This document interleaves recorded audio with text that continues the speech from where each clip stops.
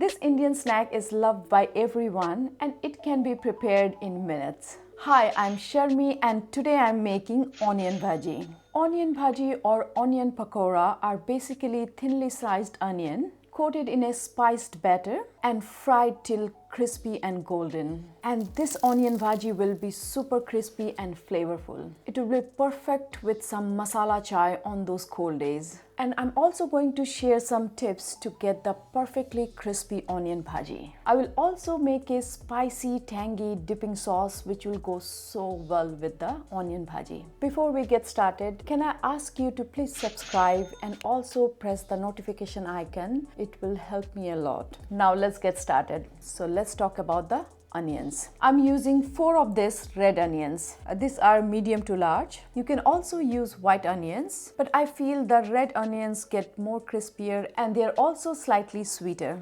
Apart from the onions, we will need 1 teaspoon of chili powder, 1/4 teaspoon of turmeric, 1 teaspoon of carrom seeds. This is also called ajwain, 1 teaspoon of cumin seeds, 1 green chili. This is optional. If you don't prefer heat, you can completely skip this. 1 cup of chickpea flour or gram flour. This is also called besan. This is a gluten-free flour. 2 tablespoons of rice flour. This will bring that extra crispiness to your onion bhaji. I always prefer rice flour. If you don't have rice flour, you can always substitute it with cornstarch. Fresh coriander and salt to taste. As you have seen, we have very few spices and ingredients. We are just using onions in onion bhaji. This is how it is traditionally made in India. We are not using potatoes, ginger garlic paste or curry powder. Now let's do the prep work. First we will cut the onions. Cut them in half, then slice them cross-section wise from one end. This will give you more surface area for moisture to drain.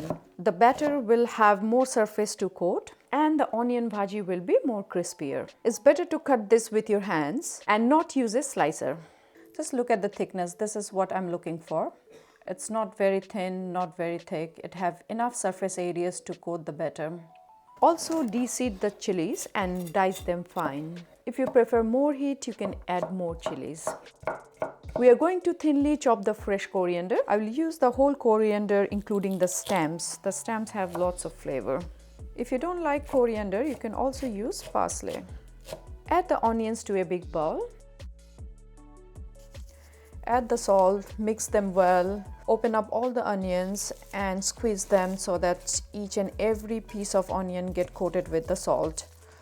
It will help to drain the moisture from the onions and we don't need any extra water. This is the moisture we will use to bind the rest of the ingredient. This will also make the bhaji crispier. Now we will leave this aside for 5 to 10 minutes. While my onions are resting, let's make the dipping sauce. I'm making the dipping sauce first because once our mixture is ready, we'll not have enough time. So we need to fry them immediately. And I want to serve the onion bhaji crispy. This is what I'm using for the dipping sauce. 1 bell pepper, half a cup of fresh coriander, 1/4 cup of fresh mint, 1 green chili, 1 teaspoon of roasted cumin powder, 1 teaspoon of sugar, 1/4 cup of yogurt, 1 tablespoon of lemon juice, 2 cloves of garlic and salt to taste. First, I will char the capsicum and the chili on an open flame. Charring the capsicum and the chilies will give a nice smoky flavor in the dipping sauce. The chili will not take much time, so just keep an eye on them. Turn them occasionally. My chili is done. I will take it off the heat. It should be black on all the sides. You don't really need to make this dipping sauce. You can just serve your onion bhajis with ketchup also. I just wanted to show you this sauce because I really like it. My capsicum is charred all around and now I will put it in a bowl, cover it and let it steam on its own. Roughly chop the garlic, coriander and mint. Peel the burnt skin from the green chilies. You can just glide your hand and it will come off. And give a rough chop. For the bell pepper, add little bit of water and wash off the burnt skin. It will come off very easily. Just dip your hand in water. And now I will just de-seed them. And give a rough chop. We will grind everything together. You can also use a mortar and pestle. Add a little bit of water and grind them. Make it into a smooth paste. Check for salt. Our dipping sauce is ready. My dipping sauce is looking really beautiful. My dipping sauce is ready and my onions already released its moisture, so it's a perfect time to add the rest of the ingredients. I want to show you how much moisture the onion have released. Just look at this. You don't need any extra water. Now I will add the rest of the ingredients. Green chilies, coriander, cumin seeds, carrom seeds, chili powder, turmeric. Give a mix. Then I have my chickpea flour. In that I'm going to add the rice flour. Mix them together. That's good enough. Now this is very important. We are not going to add all of the flour at one go. We will add little bit at a time. Add a little bit and mix it so that each onion string gets coated with the flour. Mix them well. I have lots of moisture left, so I will keep adding them, small amount at a time. Mash it properly like you make a dough. So this is the rest of the flour. I will add them and mix them well. If I need, I will take a little bit more. I think my onions has released more water. It's a bit wet, so I will add a little bit more chickpea flour. Another 1/4 cup of chickpea flour.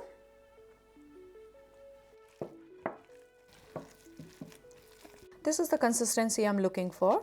It's not a very thick batter. You can see the onions, so this is the perfect consistency for the onion bhaji. So keep it aside. In the meantime, we will heat up the oil. I'm using a wide heavy bottom pan, but I will suggest you to use a smaller pan. This small deep cast iron pan is perfect for frying.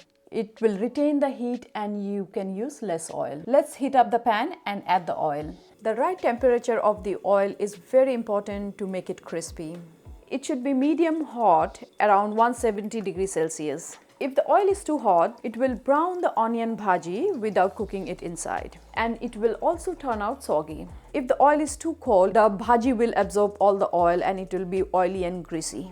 To check if the oil is hot enough, I will dip a bamboo skewer. If you see bubbles around the skewer, it means the oil is hot enough. You can also drop a small piece of the mixture. If it floats, that means the oil is hot enough.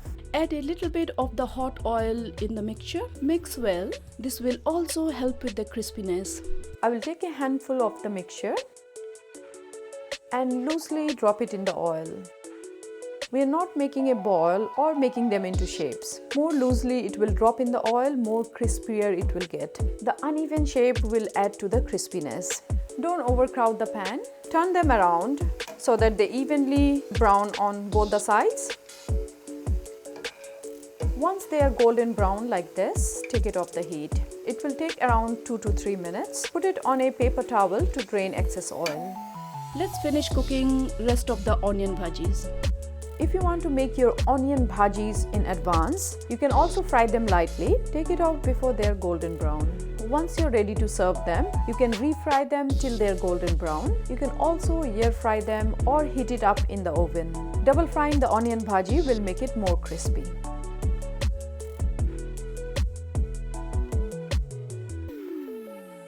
My onion bhaji is looking crispy, delicious and golden brown, so let's give it a try.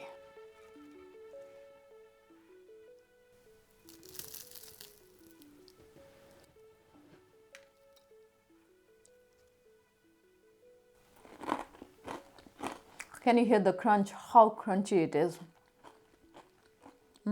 It's so yummy.